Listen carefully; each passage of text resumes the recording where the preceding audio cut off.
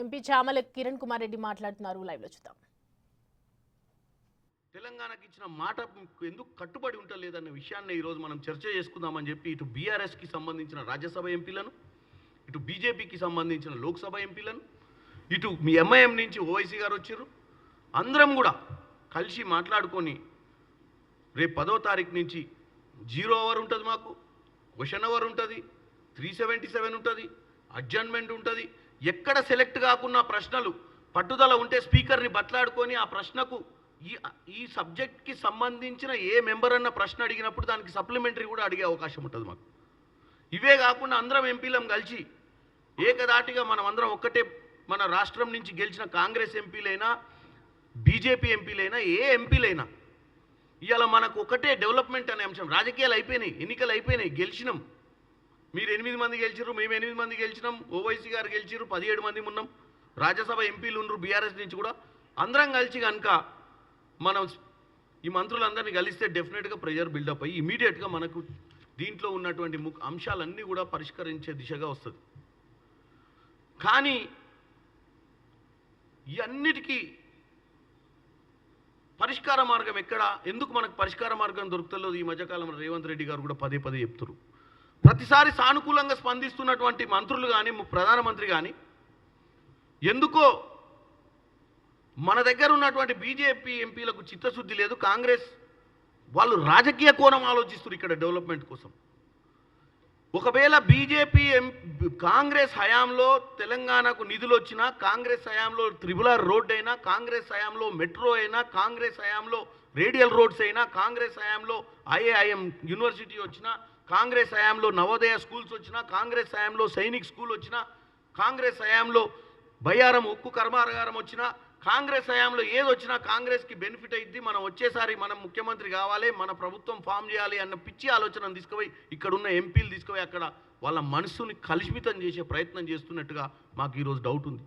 అందుకే తెలంగాణ ప్రజల ముందు ఈరోజు మీటింగ్కి పిలిస్తే వాళ్ళు డెఫినెట్గా డిప్యూటీ చీఫ్ మినిస్టర్ గారికి మేము లాస్ట్ మినిట్లో మాకు ఈ అవకాశం, మాకు మెసేజ్ వచ్చింది, రాలేమని చెప్పినట్టుగా మాకు తెలిసింది. కానీ ఇది ఒక అంశం మాకు కూడా లాస్ట్ మినిటే చెప్పిర్రు.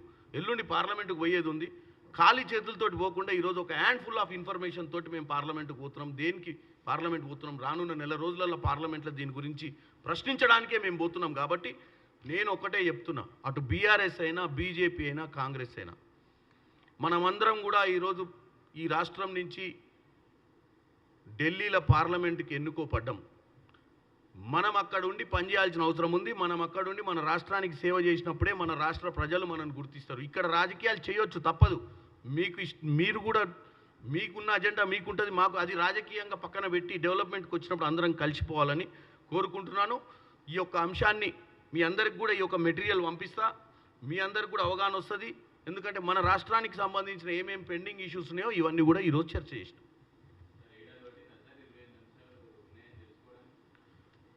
ఈరోజు ఫస్ట్ టైం పార్లమెంట్ సభ్యులందరినీ పిలిచి చర్చ చేసిరు. దీంట్లో రిప్రజెంటేషన్స్ ఏడాది అది బుక్లో మీరు చూసినట్టయితే వచ్చిన అధికారంలోకి వచ్చిన మొదటి రోజు నుంచే రిప్రజెంటేషన్స్ స్టార్ట్ అయినాయి. కాకపోతే ఏంటంటే పార్లమెంట్ సభ్యుని ఎన్నికైన నాలాంటి కొత్త వాళ్లకు రాష్ట్ర ప్రభుత్వం ఎన్ని రిప్రజెంటేషన్స్ ఇచ్చింది, ఏ అంశం మీద ఇచ్చింది, ఏ అంశం మీద మేము పోరాటం చేయడం అని చెప్పడం ఈరోజు మాకు ఇది ఫస్ట్ మీటింగ్. ఒక మంచి అవగాహన కల్పించారు అంటున్న పవర్ పాయింట్ ప్రజెంటేషన్ ద్వారా. అంతే తప్ప ఇది రిప్రజెంటేషన్స్ ఇప్పుడు మేల్కున్నది కాదు. ఇవన్నీ ఆల్రెడీ ఎస్టాబ్లిష్డ్, ఆల్రెడీ కమ్యూనికేటెడ్. మీరే చెప్తుంటారు కదా, పక్క రాష్ట్ర మన బీఆర్ఎస్ ప్రభుత్వం వాళ్ళే చెప్తున్నారు కదా, బీఆర్ఎస్ పార్టీ వాళ్ళే చెప్తున్నారు కదా, 35 సార్లు పోయిన ముఖ్యమంత్రి గారు అని. ఈ రిప్రజెంటేషన్స్ కోసమే పోయింది. ఇది కూడా తెలవాలి తెలంగాణ ప్రజలకు ఎందుకు పోతున్నామని.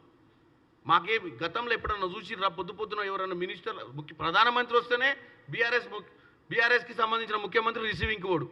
ఇలా మేము 3 మంత్రులతోటి 2 ఎంపీలం పోయి అక్కడ ఎయిర్పోర్ట్లో ఎందుకు నిలబడ్డాని చెప్పండి? మన రాష్ట్ర అవసరాల కోసం. పొలిటికల్గా సబ్జెక్ట్ కాదు అది, డెవలప్మెంట్ సబ్జెక్ట్ మీద పోయినాం. అంటే మా చిత్తశుద్ధి చెప్తున్నాం మీకు.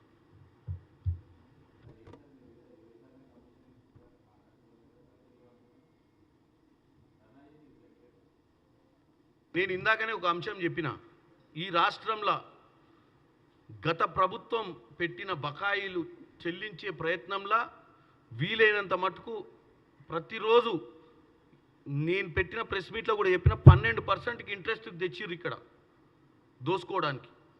ఇలా ఎన్ని మళ్ళీ ఏమంటారు రీకన్స్ట్రక్షన్, దాన్ని ఏమంటారు లోన్స్ని మళ్ళీ రీకలెక్షన్ కాదు, లోన్ని మళ్ళీ మార్చి తక్కువ పర్సంటేజ్ ఆఫ్ లోన్ కోసం వేరే ఫైనాన్షియల్ ఇన్స్టిట్యూషన్స్ కోసం ఎత్తికేటువంటి ప్రయత్నం మేము చేస్తున్నాం. నేనేమంటున్నా, ఈ రాష్ట్ర ఆర్థిక పరిస్థితి అట్లున్నప్పుడు ఇలాంటి ప్రాపగాండా ఏమేమి చెడు ప్రచారాలు చేస్తలేరు చెప్పండి. కొత్త ఏముంది? మీరు అడగడంలో తప్పులేదు, ఎందుకంటే వాళ్ళు ప్రచారం చేసే వాళ్ళకి సిగ్గుండాలి. ప్రచారం చేసేవాడు ఏదైనా చేస్తాడు. మీ ప్రెస్ వాళ్ళు అడగడానికి నేను తప్పు పడతలే. రోజు సోషల్ మీడియా ద్వారా తప్పుడు ప్రచారం చేస్తుంటే డెఫినెట్గా మీరు ప్రశ్న ఇస్తారు, మేము దానికి సమాధానం చెప్తున్నాం. ఈ దౌర్భాగ్య పరిస్థితి ఈ రాష్ట్రంలో రావడానికి కారణం 10 ఏళ్ల పాలన. 10 ఏళ్ళు దౌర్భాగ్య పాలన ఒక్క సంవత్సరంలోనే రూపుమార్పడానికి మా దగ్గర అక్షయ పాత్రలు లేవు. అక్షయ పాత్ర ఉంటే మాకు కూడా బ్రహ్మాండంగా ఉల్టా తిప్పితే అయ్యేది. ఇప్పుడు మేమేంది ప్రయత్నం చేస్తున్నాం, ఆ ప్రయత్నంలో భాగమే ఇవన్నీ.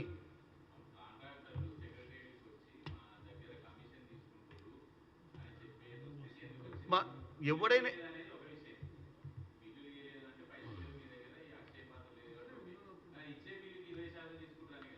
ఎవరు ప్రాపగాండా చేస్తున్నారు? అది అవాస్తవము. కొంతమంది వాళ్ళు పెట్టేటువంటి అంటే డబ్బులు, నేను ఒకటి చెప్తాగండి క్లారిటీగా. వాస్తవంగా డబ్బుల కొరత ఉన్న విషయం మీ అందరికీ తెలిసిందే. ముఖ్యంగా ఎవరికో వస్తుందని ఒక ఊహాగానం చేసుకోవడం, ఎవరో చెప్పిన కథలు వినడం, దాంతో ఏమంటారు బస్ట్ అయిపోయి నిజంగానే ఏమన్నా అవుతుందని. అటువంటిది ఏం జరుగుతలేదు. వీలైనంత మటుకు గత ప్రభుత్వం చేసినటువంటి అప్పులైనా, గత ప్రభుత్వంలో ఉన్నటువంటి బకాయిలైనా, ఇప్పుడు కావాల్సిన డెవలప్మెంట్ మీదనైనా మాకు చిత్తశుద్ధి ఉంది. 100% మేము నెక్స్ట్ కమింగ్ మంత్స్లో వీటన్నిటిని సార్ట్అవుట్ చేయడానికే మేము అందరం రాత్రి పగలు పనిచేస్తున్నాం.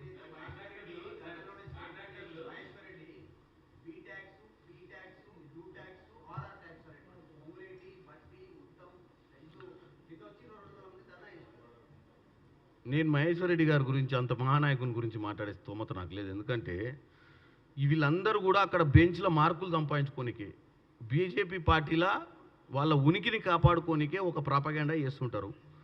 ఎందుకంటే వాళ్ళందరికీ అక్కడ ఉనికి, వాళ్ళకి అసలు గుర్తింపు లేదు. ఆడ మహేశ్వర్ రెడ్డి ఇక్కడి నుంచి పోయేటప్పుడు మంచి ఏఐసిసికి ఏమంటారు ఇంప్లిమెంటేషన్ కమిటీ చైర్మన్ వేసి ఈ ప్రెస్ మీట్లల్లో దర్జా ఇవాళ ప్రెస్ మీట్ పెట్టుకోవాలంటే గడ్డే పెట్టుకోవాల్సి వస్తుంది. ఆడ రూమ్ కూడా ఇస్తలేరు ఆయన ప్రెస్ మీట్ పెట్టడానికి. ఇక ఆయన గురించి కూడా మనం మాట్లాడితే చెప్పండి.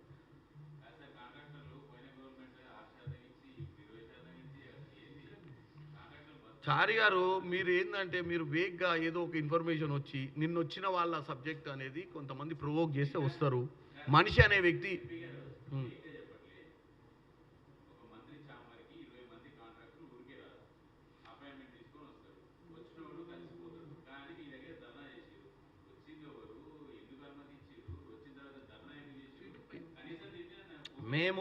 మేము తప్పించుకునే, మేము ఎవరి దగ్గర తప్పించుకునే, మాది ప్రజాపాలన అన్న. మీరు అనేది ఏంటంటే ఇంకా మీరు బీఆర్ఎస్ పాలనలో ఉర్రు. ఎవరు వచ్చిర్రు, ఎందుకు రారు? అందరు రావచ్చు.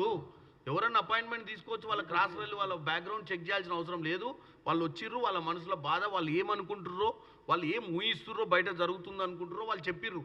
అది వాస్తవం కాదని నేను చెప్తున్నా. వాళ్ళ వర్షన్ వాళ్ళు చెప్పిర్రు. వాళ్ళకి ఎవరో థర్డ్ పార్టీ ఎవరో రెచ్చగొట్టి పంపిర్రు, అరే మీకు బిల్లులు వస్తలేవు వేరే వానికి వస్తున్నాయని చెప్పి. నిజంగానే నేను అదే అన్న, అక్షయ పాత్ర మా దగ్గర ఉంటే వాళ్ళే కూడా నిన్ననే క్లియర్ చేద్దురు. ట్రై చేస్తున్నాం కదా. ఎవరు డిమాండ్ చేస్తున్నారు? ఎవరైనా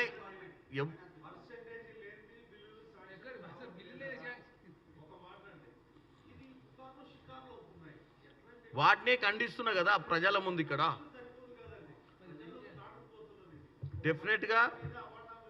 డెఫినెట్గా నిన్న జరిగిన దానికి ఆల్రెడీ ఆన్సర్ ఇచ్చిర్రు మా డిప్యూటీ చీఫ్ మినిస్టర్ గారు. దీనికి సమాధానం ఇచ్చిర్రు. నేను ఒక పార్లమెంట్ సభ్యునిగా ఈరోజు మేము చేసే పోరాటం గురించి మాట్లాడుతున్నాం. దానికి ఆల్రెడీ వాళ్ళు కౌంటర్ ఇచ్చిర్రు. దాని గురించి మనం ఫర్దర్గా చర్చ చేయడం. మేము రోజు పొద్దున్న లేచి ఆకాశం సైడ్ కూడా చూస్తున్నాం ఎప్పుడన్నా పైనుంచి దూకుతాడు అయిందని. ఎందుకంటే